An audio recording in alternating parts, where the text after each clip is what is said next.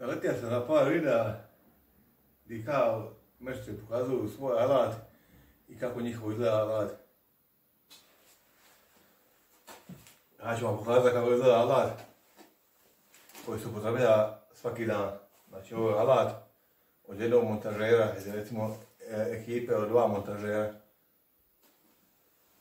Znači to vam nije ni približ ono što vidite kod ovih mestara što imaju finu, čistu i urednu radionu. I ovako izgleda radiona, a ne onako. Evo, kako bi rekli,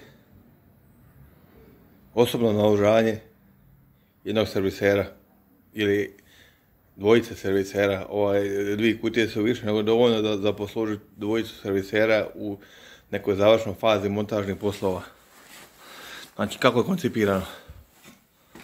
Koncipirano je tako da je ovo alat koji je uvijek, ali baš uvijek ide s nama na teren. Znači, to je jedan osnovni alat da je široki dijapazon poslova.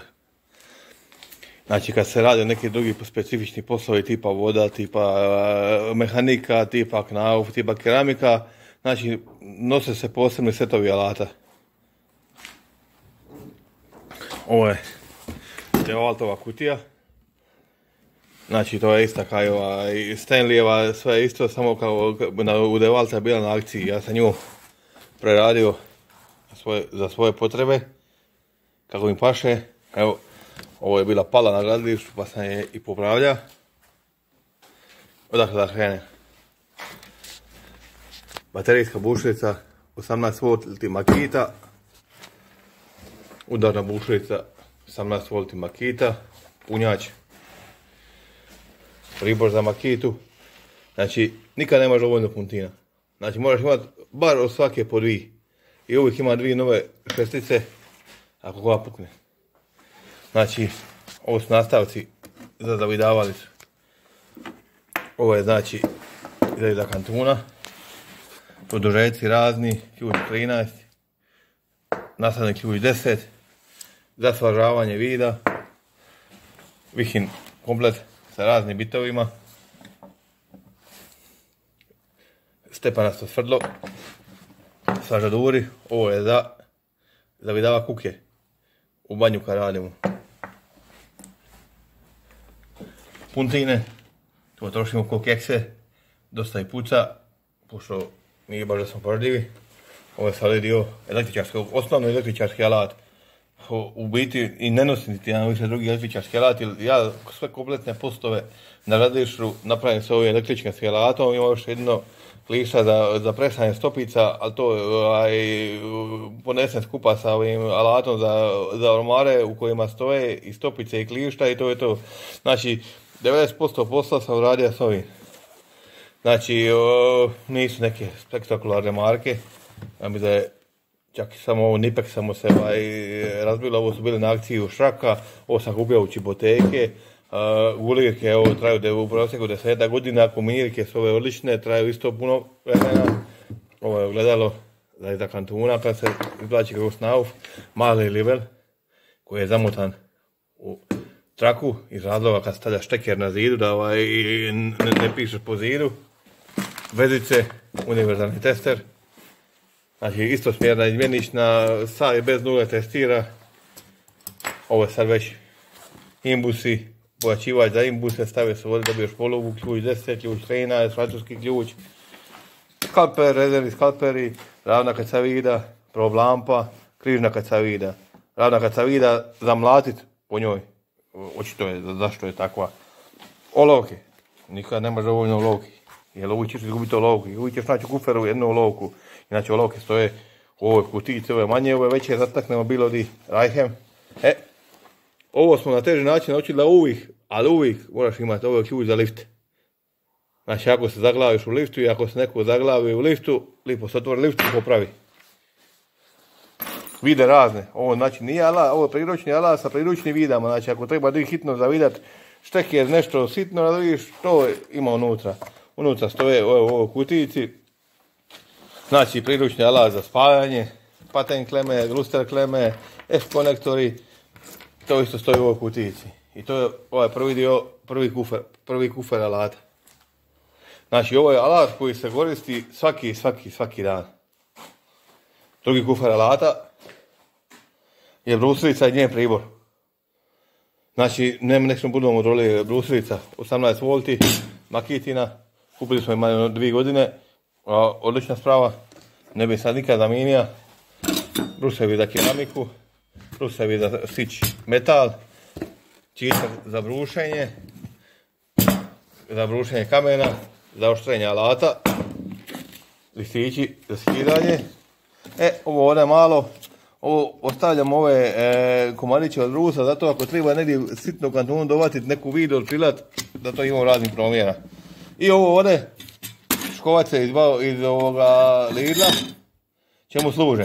Znači, ako ideš nešto pilat u zidu, ovo se kao navodno za keramiku, brusevi, nije u životu keramiku kopila, ali to ne može ukinuti ništa osim malo betona i to se ugrije odmah.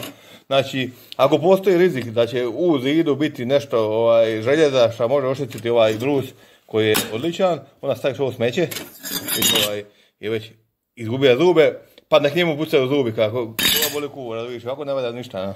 I brokvice za kucat letvice. Moram napomenuti da je ovo drugi set od Makite. Kupili smo ih, prvi set smo kupili, to je ovaj bio. Znači, ovo je već ozbiljna mašina. 2 baterije, 18 volti, ova može probušiti dosta rupa i suga bez punjenja, i puno jača, ali je i zato i puno teža. Ova je nažalost ispustila dušu, 2 puta smo je 3 puta popravljali, onda smo zaključili da mrtve treba pustiti da budu mrtvi i kupili novu. Ovo smo kupili, znači samo mašine, nisu baterije, baterije su originalne iz 2014. Znači ove mašine smo kupili 2018. obe dvije i ova recimo je dušu dala za raditi u kući po banju, lipa je lagana, nema kabela, nema ničega, nije to mašina sada izbušiti 100 rupa, ali da izbušiti 10-15 rupa bez da vučeš kabel je super.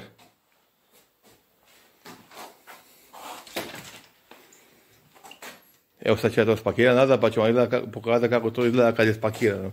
Znači ovako šugavo izgleda alat koji se koristi svaki dan. Znači ručke su razbijene, ovo je krivo, znači izgorija sam ove tricange, moram ih zamijeniti. Znači alat koji se koristi nije čist. Znači, ovo je alat u kojem mi živimo i ovako izgleda. Znači, one sve šarlatane na YouTube-u što vam izglede kufere sa čistim alatom, to su šarlatani. I kada oni kažu kupite ovu bušilicu, 2 puta razmislite hoćete li kupiti tu bušilicu ili ćete poslušati mene koji to koristim svaki dan. Evo da što napomenem, pošto su ove već baterije na kraju ciklusa, treba je dosta i češće puniti, preko eBaya sam pokušao naručiti ove navodno zamjenske koje su kao dobre. I znate šta ću vam reći, to su najbolje bačene pare ikad.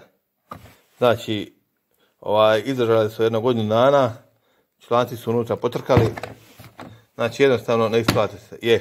Razumijem, ova baterija košta 800-900 kuna, ova košta 250, ali očito ima razloga zašto je tolika razlika u cijeni, jer ako imamo 6 godina baterije od Makite koje se često koriste, koje se taru, onda to svake kune vridi. Znači kada ove baterije budu riknile, vjerojatno ćemo kupiti još jedan komplet alata, pošto cjenovno gledajući više se isplati kupiti jednu ovakvu bušilicu sa 3 baterije nego 3 baterije.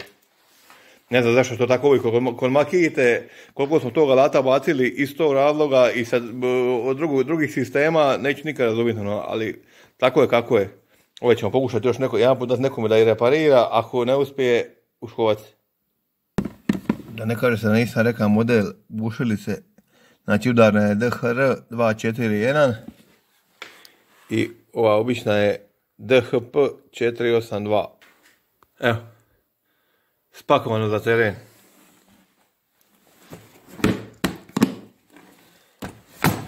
Znači tu ima apsolutno sve što treba za tu